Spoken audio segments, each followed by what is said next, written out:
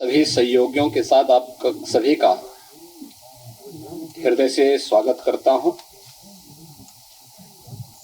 आज का दिन अत्यंत महत्वपूर्ण दिन है। देश की आबादी के सबसे बड़े राज्य के द्वारा देश के किसी भी राज्य का सबसे बड़ा बजट 2025-26 का आज विधानसभा में प्रस्तुत किया गया है। 2025-26 के इस बजट की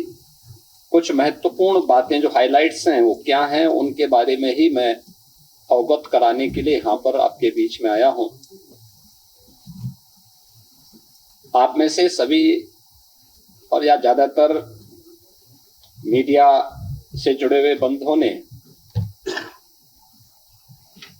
माननीय वित्त मंत्री जी के बजट भाषण को सुना होगा।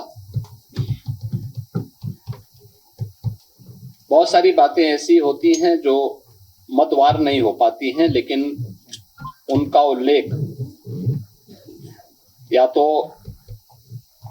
बजट भाषण पे चर्चा के दौरान हो पाता है या फिर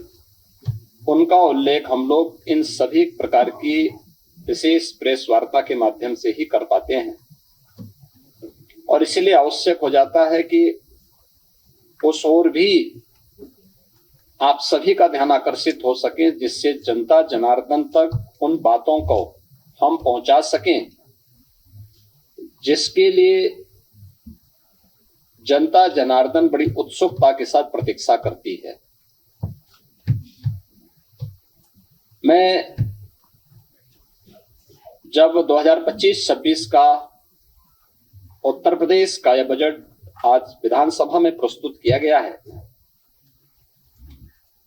तो मुझे बताते हुए प्रसन्नता की अनुभूति हो रही है कि आदरणीय प्रधानमंत्री श्री मोदी जी के मार्गदर्शन में उत्तर प्रदेश सरकार का यह हमारी सरकार का 9वां बजट है और पिछले 8 वर्ष के अंदर जो कुछ भी सरकार ने कदम बढ़ाए हैं, उत्तर प्रदेश के लिए उठाए हैं, उसके अच्छे परिणाम हम सबके सामने देखने को मिले हैं। मैं इस बजट के प्रस्तुतिकरण के लिए वित्त मंत्री सुरेश खन्ना जी को और वित्त विभाग के अपर मुख्य सचिव समेत उन सभी अधिकारी और कर्मचारियों को हृदय से धन्यवाद देना चाहूंगा, जिन्होंने अथक परिश्रम से उत्तर प्रदेश की आशा और आकांक्षाओं के अनुरूप इस बजट को आज सदन के पटल पर प्रस्तुत किया है। यह वर्ष हमारे लिए बहुत महत्वपूर्ण है। देश के संविधान को लागू होने का यह अमृत महोत्सव वर्ष भी है और साथ साथ उत्तर प्रदेश की स्थापना का भी यह अमृत महोत्सव वर्ष है। ये दोनों कार्य जनवरी 1950 में हुए थे और इसलिए 75 वर्ष की शानदार यात्रा के साथ आगामी 25 वर्ष की हमारी क्या योजना हो सकती है, उसका एक रोड मैप तैयार करने के लिए बजट अत्यंत महत्वपूर्ण है। इस अवसर पर हम सब संविधान के शिल्पी बाबा साहब भीमराव अंबेडकर, जिनके नाम पर डबल इंजन की सरकार लखनऊ में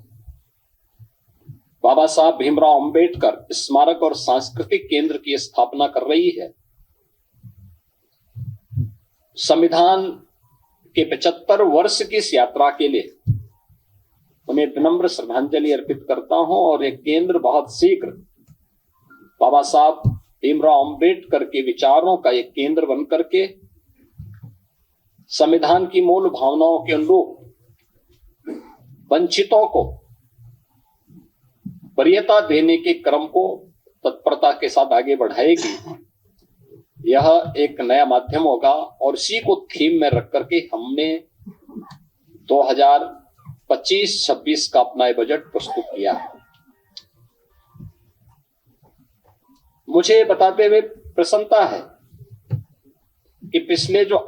बजट हम लोगों ने प्रस्तुत किए थे उन सब की अपनी एक थीम थी। 2017-18 का जो बजट था वह उत्तर प्रदेश के अन्नदाता किसानों को समर्पित था। अन्नदाता किसानों के हितों के लिए जो अनेक कदम सरकार ने उस समय उठाए थे, उनके ऋण माफी के कार्यक्रम रहे हों, उनकी फसल को प्रोक्योर करने के लिए प्रोक्योरमेंट सेंटर और एमएसपी का दाम उन तक पहुंचाने के कार्यक्रम रहे हों, चीनी मिलों के पुनरुद्धार के कार्यक्रम और वर्षों से लंबित गन्ना मूल्य के भुगतान को एक समयबद्ध तरीके से आगे बढ़ाने का कार्यक्रम रहा हो, अच्छे किस्म के बीज और सिंचाई के बेहतरीन सुविधा उन्हें उपलब्ध कराने का रहा हो, ये सब कार्य तत्परता के साथ इसके लिए कदम बढ़ाए गए। और आज मुझे प्रसन्नता है कि डबल इंजन की भारतीय जनता पार्टी की सरकार के द्वारा जो कदम 17-18 में उठाए गए, आज उसका परिणाम है उत्तर प्रदेश के किसानों की आमदनी को, जो 2017-18 के पहले आत्महत्या करने के लिए मजबूर होता था, आज उसको दोगुने से अधिक बढ़ाने में मदद मिली है। वर्ष 18-19 का जो बजट था, वह बजट हम लोगों ने उत्तर प्रदेश के बीमारू राज्य से इसको उभारने के लिए इंफ्रास्ट्रक्चर और औद्योगिक विकास के लिए समर्पित किया था। आपने देखा होगा एक्सप्रेस वे में जो उत्तर प्रदेश की भागीदारी बहुत कम थी, आज गंगा एक्सप्रेस वे के पूर्ण होने के साथ ही उत्तर प्रदेश की भागीदारी देश के अंदर इंफ्रास्ट्रक्चर एक्सप्रेस वे में 55% से अधिक हो जाएगा। औद्योगिक विकास की दृष्टि से उत्तर प्रदेश का पहला इन्वेस्टर समिट भी हम लोगों ने 2018 में यहाँ पर संपन्न किया था और उस दृष्टि से 2018-19 का ये बजट हम लोगों ने प्रदेश की जनता को समर्पित किया था। वर्ष 19-20 का बजट प्रदेश में महिला सशक्तिकरण को समर्पित था, जिसमें हम लोगों ने प्रदेश की मातृशक्ति के उन्नयन के लिए अनेक योजनाएं चलाई थी, जिनमें सामूहिक विवाह, मुख्यमंत्री सामूहिक विवाह की योजना हो, मुख्यमंत्री कन्या सुमंगला की योजना हो, या उत्तर प्रदेश में मिशन शक्ति के कार्यक्रम के माध्यम से महिला सुरक्षा, महिला सम्मान और महिला स्वाभिमान, स्वावलंबन, इन कार्यक्रमों को प्राथमिकता के आधार पर आगे बढ़ाने के साथ ही उत्तर प्रदेश के पुलिस बल में महिलाओं की भर्ती को 20% अनिवार्य करने के कार्यक्रम को प्राथमिकता देते हुए आगे बढ़ाने का कार्यक्रम, यह महिला सशक्तिकरण के लिए उठाए गए कदमों का परिणाम था। वर्ष 2020-21 का बजट हम लोगों ने उत्तर प्रदेश के युवाओं को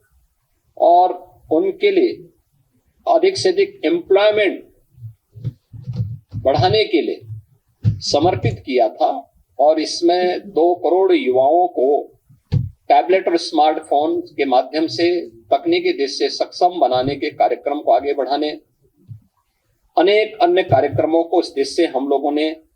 प्रदेश की जनता जनार्दन के लिए समर्पित, युवाओं को समर्पित किया था। 2021-22 का जो बजट था हमारी सरकार का, वह स्वावलंबन से सशक्तिकरण की ओर था।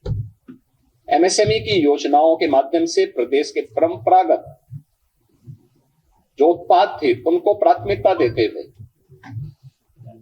स्वावलंबन के माध्यम से आत्मनिर्भरता के लक्ष्य को प्राप्त करने की दिशा में और उसके माध्यम से सशक्तिकरण के लक्ष्य को आगे बढ़ाते हुए कार्य किया गया था। न्यूज नेशन अब व्हाट्सएप पर खबरों के ताजा अपडेट के लिए न्यूज नेशन के इस QR कोड को स्कैन करें।